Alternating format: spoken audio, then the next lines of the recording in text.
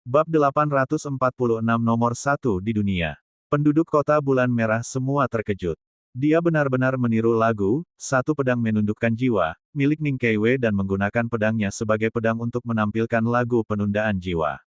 Ning Keiwei juga terkejut. Meskipun momentum pedang Yun Xiao jauh lebih lemah daripada lagunya Ning Keiwei, semangatnya cukup mirip, dan ada nuansa halus dari penundaan jiwa yang menyebar. Gerakan itu bisa ditiru, tetapi bagaimana bisa esensi marsial dari pedang itu begitu mudah dipelajari. Dan di bawah pedang itu, kekuatan aturan alam muncul. Saat semua orang bingung, tiga karakter maha kuno muncul lagi di pedang itu. Itu adalah metode serangan jiwa yang tercatat di Mutiara Tulang Naga. Saat pedang itu menyayat turun, mayat raksasa boneka muncul dari langit. Bentuk pedang terkondensasi di tubuhnya, dan sekitarnya adalah lautan cahaya pedang, langsung menekan Yun Xian. Tidak hanya kekuatan aturan yang membatasi dia, tetapi juga kekuatan aneh yang langsung menyerang jiwanya dalam dunia pedang yang menakutkan ini. Dalam kepanikan, Ruo Xiang buru-buru menyalurkan seluruh kekuatannya ke dalam tombak dan dengan keras bertarung melawannya. Bang! Tombak itu langsung menyayat kepala boneka mayat raksasa, menyebabkan percikan api menyala. Namun, kekuatan mengerikan itu tetap tidak bisa dihentikan dari menekan. Dunia cahaya pedang, kekuatan aturan, dan serangan jiwa, tiga dalam satu ini hampir menghancurkan dia menjadi pecahan. Boom! Dalam sekejap, dia tidak mampu menahan tekanan dari boneka mayat dan jatuh bersama tubuh boneka mayat besar itu. Saat dia mendarat, seluruh dunia cahaya pedang meledak dan mekar seperti bunga, memancarkan cahaya yang cemerlang. Penghalang sihir baru yang dibangun oleh para martialis kota bulan merah juga menjadi rapuh di bawah cahaya pedang ini. Wajah mereka yang bekerja sama membangun formasi berubah drastis, dan keringat dingin mengalir dari dahi mereka. Gol! Hanya suara menelan ludah yang terdengar, dan seluruh tempat menjadi sunyi. Apakah dia mati? Pertanyaan diajukan di kerumunan, tetapi tidak ada yang bisa menjawab. Kekuatan menakutkan di dalam pelindung itu masih menyerang, dan cahaya yang menyilaukan membuat sulit untuk mendeteksi keadaan di dalamnya. Pub Future Arts. Bagaimana mungkin pedang ini memiliki kekuatan aturan? Jiang Churan jelas juga agak terkejut. Keiwei, apakah kamu mengajarkannya ini? Ning Keiwei tidak tahu harus menjawab apa. Kalau dia bilang tidak, lalu bagaimana Yun Xiao belajar lagu aneh penundaan jiwa itu? Bahkan jika dia melakukannya, dia tidak bisa menjelaskan keraguan Jiang Churan. Master, apakah makhluk laut itu mati? Suara Jiang Ruobing agak bersemangat, dan matanya penuh antisipasi. Ning Keiwei berkata, dia pasti luka serius, tapi dia tidak akan mati. Tubuh yang dipanggil yang menyatu dengan harta karun rahasia naga jauh lebih kuat dari tubuh iblis biasa, tetapi serangan ini harusnya menjadi kunci untuk membalikkan keadaan. Aku hanya tidak tahu berapa lama energi primordial Yun Xiao bisa bertahan. Dia tidak mati akibat serangan ini. Para cultivator yang mendengar ini semua berkeringat dingin. Ruo Xiang terlalu tahan banting dan menakutkan. Setelah serangan itu, Yun Xiao buru-buru menyimpan pedang zombinya.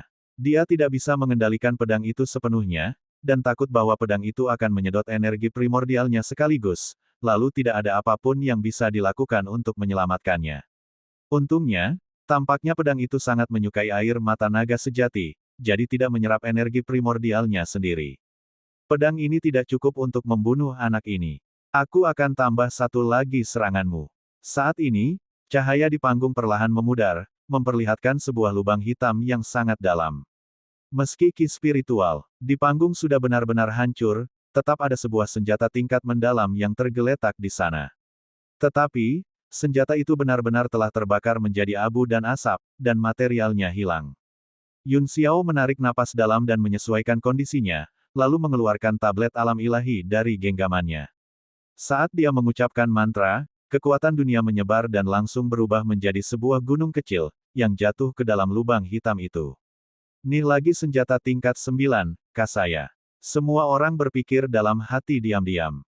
Kali ini, tidak ada yang terkejut. Semua sudah terbiasa. Jiang Churan sedikit gemetar hati, dan seberkas kejutan melintas di matanya. Meski keduanya adalah artefak tingkat 9, dia secara naluriah merasa bahwa tablet alam ilahi ini luar biasa. Boom! Tablet alam ilahi itu menabrak langsung ke dalam lubang, dan bumi berguncang hebat. Seluruh kota bulan merah tampaknya akan runtuh. Wajah semua orang berubah drastis. Kekuatan di bawah serangan ini bahkan tidak kalah dari pedang sebelumnya. Pub Future Arts. Ya Tuhan, apa yang salah dengan anak ini? Dia hanya seorang martial supreme bintang 6, tapi dia bertarung seperti kaisar martial bintang 6. Tiba-tiba, seberkas cahaya keluar dari lubang hitam itu. Itu adalah tablet alam ilahi, yang telah kehilangan ki spiritualnya, dan disimpan kembali oleh Yun Xiao dengan satu tangan.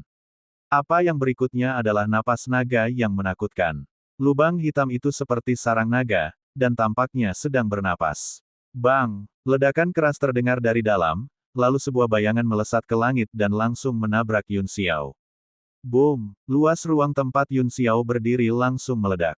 Dia sudah bersiap-siap untuk ini, sehingga dia menghindar di udara, tetapi tetap terseret oleh ledakan itu. Apa? Dia benar-benar menjadi lebih kuat. Semua orang tercengang dan terkejut. Di bawah serangan dua senjata tingkat mendalam itu, dia tidak hanya selamat, bahkan menjadi lebih kuat. Bagaimana mereka bisa melawan? Cheng Hao Miao dan Beiming Lai Feng, yang bersembunyi di langit, juga terkejut dengan apa yang baru mereka lihat, bahkan menahan napas. Saat ini, keduanya tidak bisa menahan diri untuk menelan ludah, diam-diam bersyukur mereka tidak mencoba memaksakan diri ke dalam pertempuran. Kalau tidak, mereka mungkin akan kehilangan nyawanya. Artefak rahasia naga lagi. Apakah dia benar-benar akan mengumpulkan semua 9? Wajah Luo Qingyun penuh kejutan saat memandang Xiang Zi, yang sudah berada dalam kondisi setengah naga. Meski tampak agak mengenaskan, aura kuat tetap memancar darinya. Jiang Churan berkata, ini adalah transformasi terakhirnya. Aku bisa merasakan darahnya membara. Seharusnya ada cacat dalam fusi artefak rahasia naga. Anak ini bergantung pada kekuatan garis keturunannya untuk memaksa memadukan dengan itu.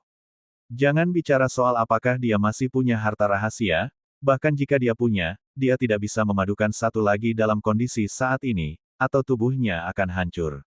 Luo Qingyun terkejut mendengarnya. Dia tidak tahu banyak tentang fusi artefak naga, tetapi dia tahu semakin banyak yang dia miliki, semakin baik. Namun, sebagai salah satu dari 7 sekte utama, Jiang Churan punya pandangan yang bagus. Ada rumor bahwa 9 artefak digabungkan menjadi naga sejati. Mungkin benar, tetapi memadukan artefak tingkat 9 akan sangat sulit. Ning Keiwei memandang lapangan dengan ekspresi jelek. Setiap kali aku berfusi dengan harta langka, aku hampir pulih dari luka fisik. Bagaimana aku bisa melawan pertempuran ini? Jiang Churan menjawab, ya, memang cukup merepotkan. Tapi aku tidak melihat Yun Xiao panik, dan dia tetap tampak tenang dan terkendali. Kalau dia tidak punya kepercayaan mutlak, itu hanyalah ketenangan dari orang yang sudah melewati banyak liku kehidupan. Pertumbuhannya di masa depan akan sangat mengerikan. Aku bahkan berani berkata bahwa tidak berlebihan jika mengatakan bahwa dia akan menjadi orang nomor 1 di dunia dalam beberapa dekade. Asteris. Semua orang terkejut. Meski penilaian Tuanku Kota Bulan Merah tidak sepenuhnya benar, setidaknya ada unsur rujukan yang kuat. Selain itu, dengan gaya berhati-hati Jiang Churan, dia berani mengatakan hal seperti itu. Dia jelas memiliki tingkat keyakinan tertentu. Nomor 1 di dunia, kopi kotoran luwak. Hair Beauty. Kata-kata ini terus berputar di pikiran semua orang, bahkan lebih mengejutkan daripada pertempuran di depan mereka. Jika dikatakan bahwa dia berpotensi menjadi pemimpin sekte atau penguasa marsial bergelar, semua orang masih bisa menerimanya. Tetapi, tidak ada yang bisa tetap tenang mendengar bahwa dia adalah orang nomor 1 di dunia.